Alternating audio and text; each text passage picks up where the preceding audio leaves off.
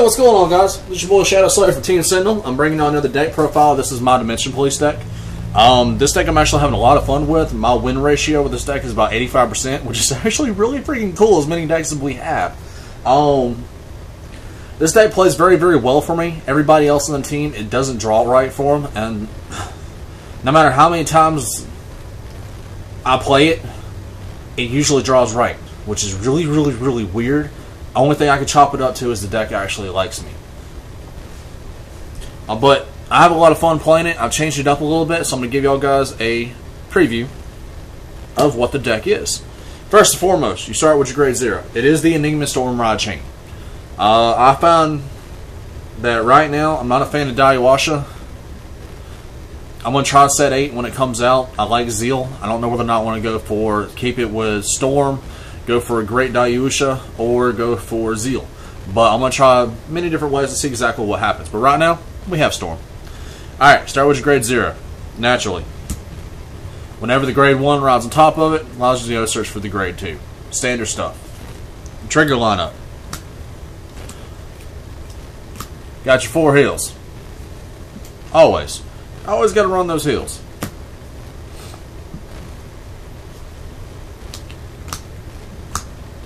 Four crits. That's all they have right now. But I still like 4 crits.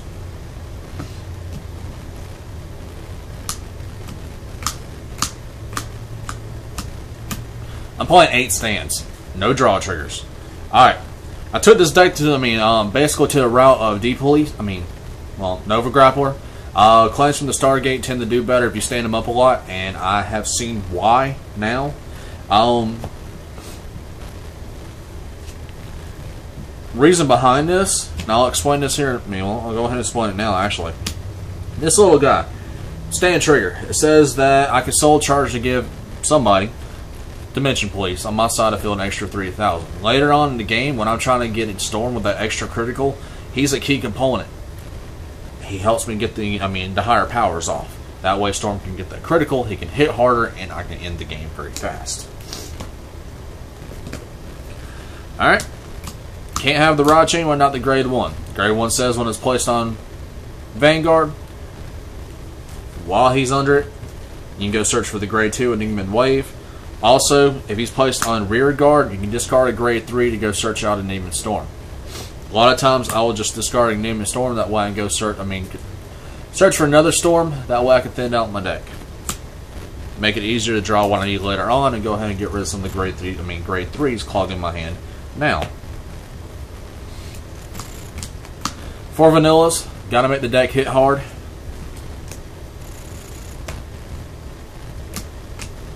I'm only running 3 perfect guards in this. 3 is actually working very well. It allows me to defend when I want to, but it also gives me the options to have other stuff in my deck that I actually could use.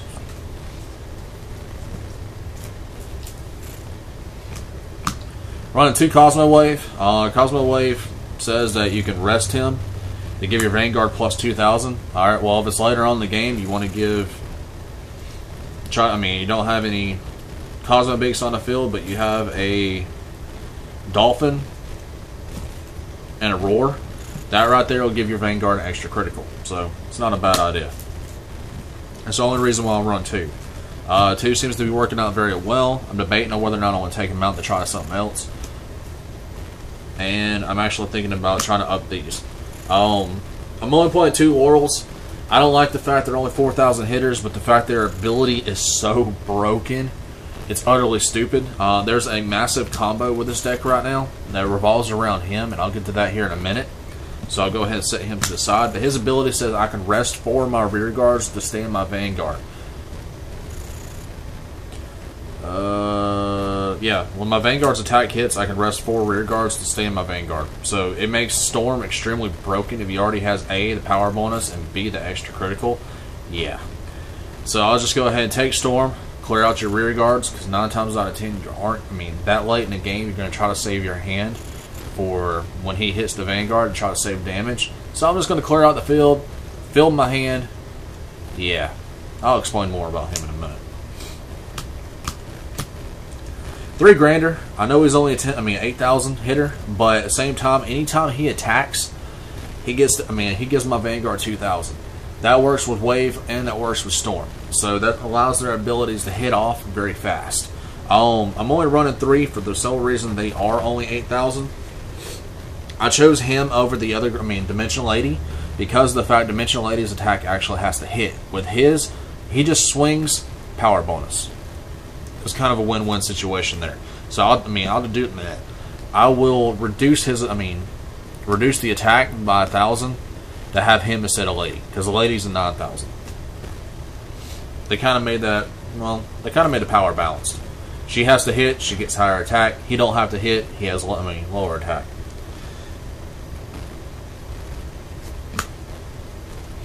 Alright.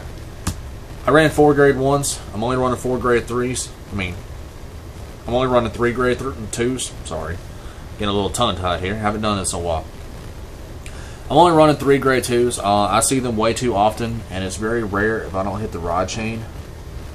When it does happen, even if I miss the grade 1, I'll usually get this guy in my hand just because the fact the deck's stupid like that. His ability says that if you had the grade 1 under him, he becomes a 10,000 hitter. Also, if he attacks and his base attack is already 14,000 or higher,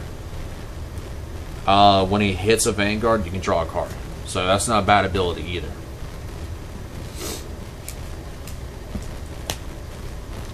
And next up,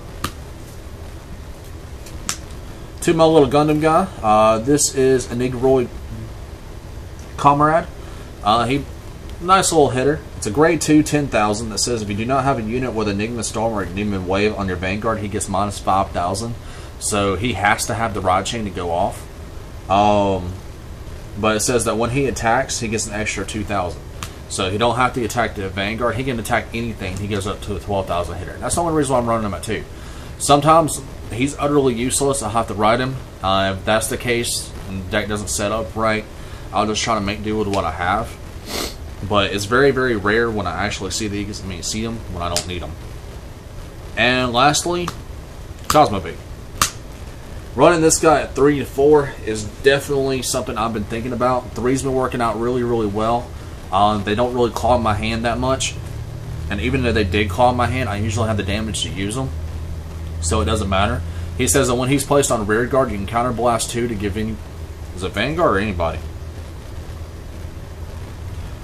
Give another dimension police plus 4,000. Alright, if Storm's on your Vanguard, Storm has to have 15,000 or higher. If you have the grade 2 Wave under him, he's already 11,000. That 4,000 gives him that extra critical. Hence the reason why I'm playing. Alright. Enigman Storm. This is the powerhouse of the deck. I had to separate it because I like my SP. I'm actually looking for more SP, so anybody that sees this video that has one, hit me up. I'm on Facebook. Send me a comment. Send me a private message to YouTube. I need 3 more. I really, really, really like the SP. But Enigman Storm says that if you have a wave under him, he becomes 11,000 permanently. And also, if his base attack is 15,000 or higher, he gains the extra critical. Pretty standard, especially with Cosmo Beak and the other cards I've already mentioned. Alright, I'm running 4 of him. I'm also running 3 Miracle Beauty. I'm also looking for 2 more SPs of her. Miracle Beauty's got the ability that if you stand her, you can stand the card behind her, which makes this deck utterly, utterly freaking stupid.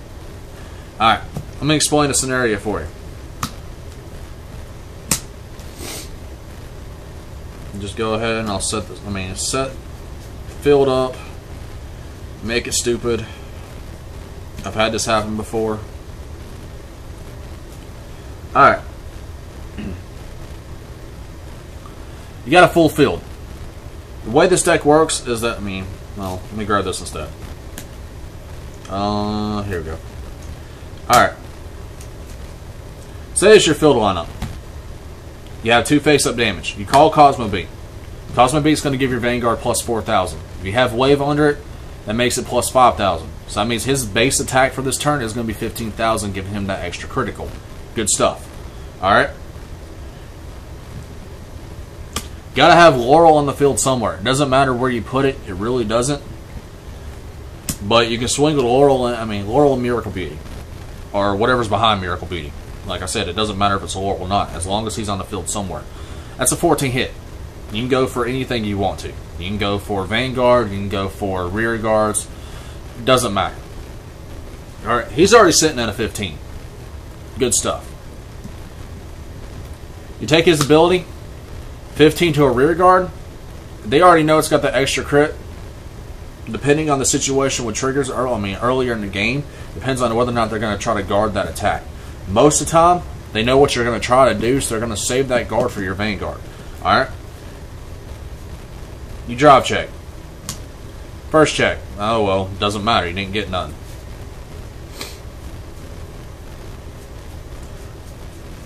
Second check. Oh look, a stand trigger. I'm going to give my Vanguard +5.